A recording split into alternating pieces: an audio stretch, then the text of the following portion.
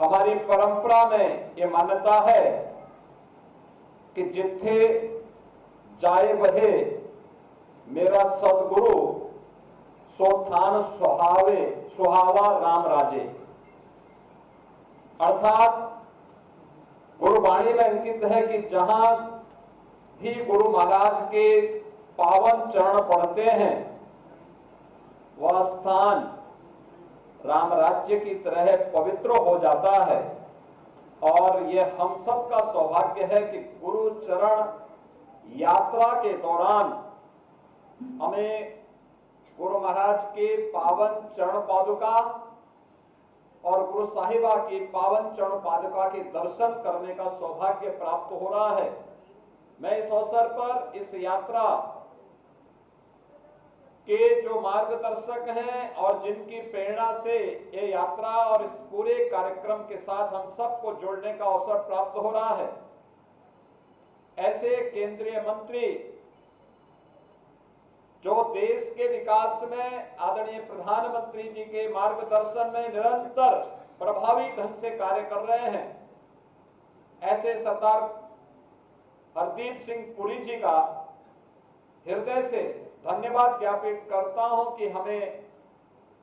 जब नवम गुरु तेग बहादुर जी महाराज की 350वें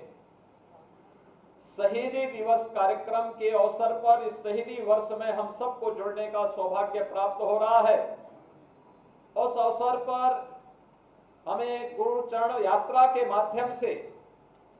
इस पावन कार्यक्रम के साथ जुड़ने का सौभाग्य भी प्राप्त हो रहा है। सिख गुरुओं का भारत की सनातन परंपरा में योगदान अविस्मरणीय है, अभिनंदनीय है। गुरु नानक देव जी से लेकर के गुरु गोविंद सिंह जी महाराज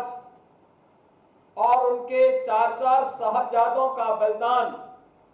भारत के इतिहास को एक नई प्रेरणा प्रदान करता है। आप याद करिए, पिछले लगभग 250 वर्षों से गुरु महाराज की इस पावन चरण पादुका और गुरु साहिबा की इन पावन चरण पादुका को, जो पहले अखंड भारत का हिस्सा है जो पाकिस्तान में था, वहां से सुरक्षित रख करके आज उसे देश की विरासत के रूप में गुरु महाराज की पावन जन्मस्थली पटना साहिब में स्थापित करने के लिए ये यात्रा दिल्ली से चली और लगातार अपनी यात्रा के अलग अलग पड़ावों में आपने देखा होगा किस प्रकार का उत्साह का वातावरण है। हर व्यक्ति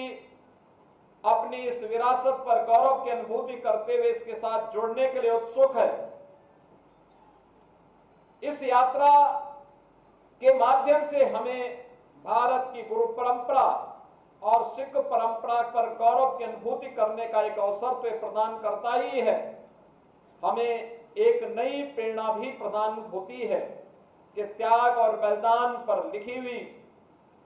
कोई भी इतिहास की वह कथा न केवल वर्तमान के लिए आने वाली पीढ़ी के लिए भी एक नई प्रेरणा होती है। और आज ये प्रेरणा हम सबको इस यात्रा के माध्यम से प्राप्त हो रही है।